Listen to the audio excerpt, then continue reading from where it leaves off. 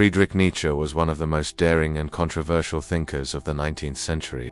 Born in 1844 in a small German town, he grew up quiet, intelligent, and deeply sensitive. But life did not treat him gently.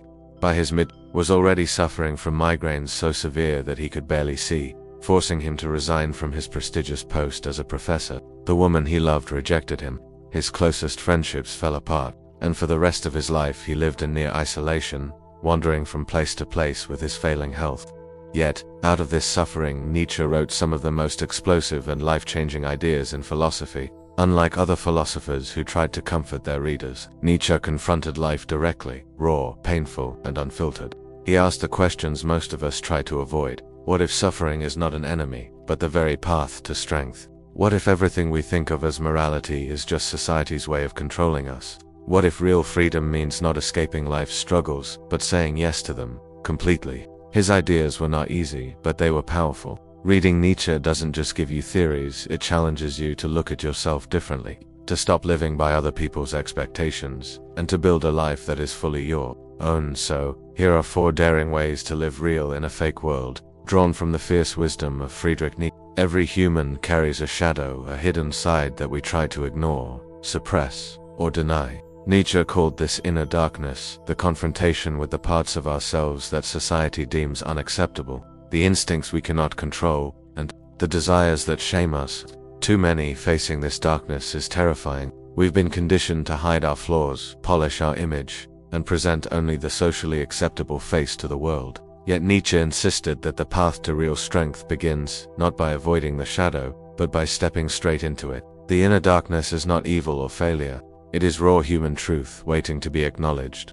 Ignoring it only allows it to fester, manifesting as anxiety, self-doubt, or destructive patterns that quietly erode the soul. Confronting it requires radical honesty. It requires the courage to look at your own fears, your jealousies, your impulses, and your anger without excuses. Nietzsche argued that this confrontation is a form of liberation. When we see the entirety of ourselves, not just the polished or approved parts, we gain control.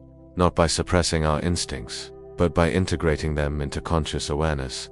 This allows us to act intentionally rather than react blindly, and to live a life that is fully our own. In practical terms, it means reflecting on uncomfortable truths, writing down the thoughts we are afraid to speak, and sitting quietly with feelings we usually push away. The world will often tell you to perform, to smile, to conform. Nietzsche says no. True authenticity comes when you dare to meet your inner darkness, to wrestle with it, and to emerge not damaged, but awake. Only by confronting what we fear most about ourselves can we move beyond imitation, beyond pretense, and into a life that is honest, unflinching, and fully alive. Darkness is not your enemy, it is the source of your power, waiting for the courage to be faced. Suffering is often seen as an enemy, something to avoid at all costs. Yet Nietzsche taught that it is the very crucible in which human greatness is forged. Life, he argued, does not give lessons in comfort. It teaches in pain, in loss, in moments when everything familiar collapses around you. Consider the ways we instinctively resist suffering. We distract ourselves with social media, consumption, and endless tasks, hoping to fill the emptiness and quiet the discomfort. But Nietzsche challenges this avoidance, asserting that embracing suffering fully, consciously, without complaint transforms it into power. He believed that every heartbreak, every failure, every moment of humiliation carries a seed of insight and resilience. The process begins with recognition, naming the pain, feeling it deeply, understanding it as a mirror reflecting our limitations, our attachments, and our hidden desires. To endure suffering passively is one thing, but to embrace it actively is quite another. It requires a radical shift in perspective. Instead of asking, "Why me?" we ask, "What can I learn from this? How can this reshape me?"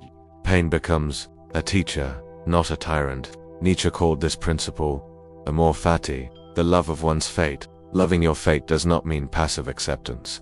It means integrating suffering into the very fabric of your identity, allowing it to illuminate your priorities, deepen your empathy, and cultivate a courage that comfort can never provide. Every setback, every disappointment, every betrayal becomes an opportunity to refine your character, to strip away illusions of control, and to discover the strengths that only adversity can reveal.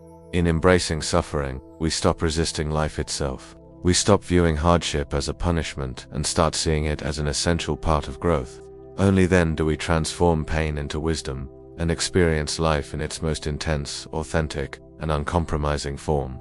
Suffering, when embraced, becomes the engine of human evolution, the catalyst for insight, courage, and profound self-mastery. In a world dominated by distraction, noise, and relentless obligation, Nietzsche emphasized the transformative power of presence, the ability to inhabit each moment fully, without surrendering to mindless routines or the compulsions of others. Radical presence is more than mindfulness. It is a deliberate choice to engage with reality as it is, not as we wish it to be. Most people drift through life, guided by social expectations, external validation, and the endless shoulds that accumulate over decades. They measure success in achievements, possessions, and appearances, while the richness of the present moment slips by unnoticed. Nietzsche, however, saw that true strength and clarity emerge when we resist this drift and awaken fully to the immediate experience of life. This requires discipline, reflection, and courage.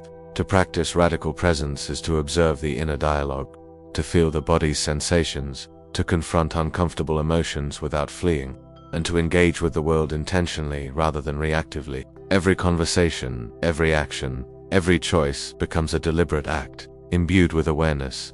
In practical terms, this means resisting the pull of distraction, slowing down enough to notice beauty, injustice, and subtle truths around us. It means listening to others without preconceptions, responding without haste, and observing our own impulses without judgment.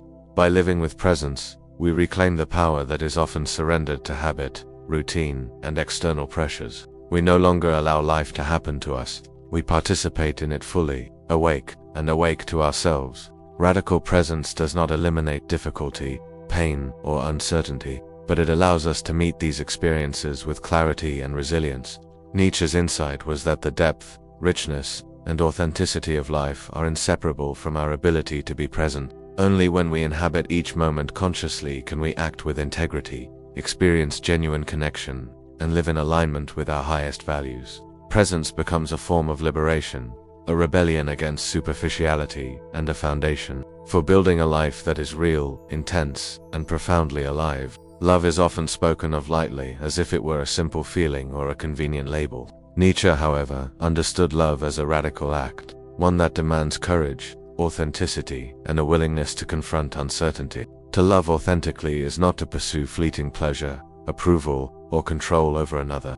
It is to engage fully with another human being while remaining fully yourself, vulnerable and uncompromising. In modern life, love is too often transactional. We measure it in likes, gestures, and social proof, expecting validation rather than intimacy. But Nietzsche challenges this superficial approach, insisting that real love requires daring, the courage to expose your heart even when there is risk, to give without guarantee, and to remain present in the face of rejection, misunderstanding, or betrayal. Authentic love begins with self-knowledge. To truly love, you must first understand your own desires, weaknesses, and motivations. Only then can you approach another without projection or manipulation, without seeking to fulfill your ego's demands. It requires patience, empathy, and the willingness to witness both beauty and suffering in the other without judgment. Love, in this sense, is not comfortable. It is demanding, messy, and transformative. Nietzsche suggested that those who fear the vulnerability of love often shield themselves with intellect, logic, or control, creating distance under the guise of reason. But avoiding love, no matter how justified it feels, leaves the soul impoverished, disconnected, and untested. To choose love is to accept uncertainty, to embrace imperfection, and to risk heartbreak. And yet, paradoxically, it is in this very risk that our deepest strength and vitality emerge. Authentic love is not measured by outward success or social recognition, but by the depth of feeling, courage, and commitment it cultivates within us. It is a practice, a choice, and a declaration that life is worth living fully, even when it hurts. Nietzsche's vision is clear. To remain closed, rational, or cynical is easy, but to open yourself fully to love, to embrace it with honesty and daring, is what transforms mere existence into a life of meaning, intensity, and profound human connection. Choosing authentic love is, in the end, the highest act of courage, the ultimate affirmation that to be human is to feel, to risk, and to give without guarantee.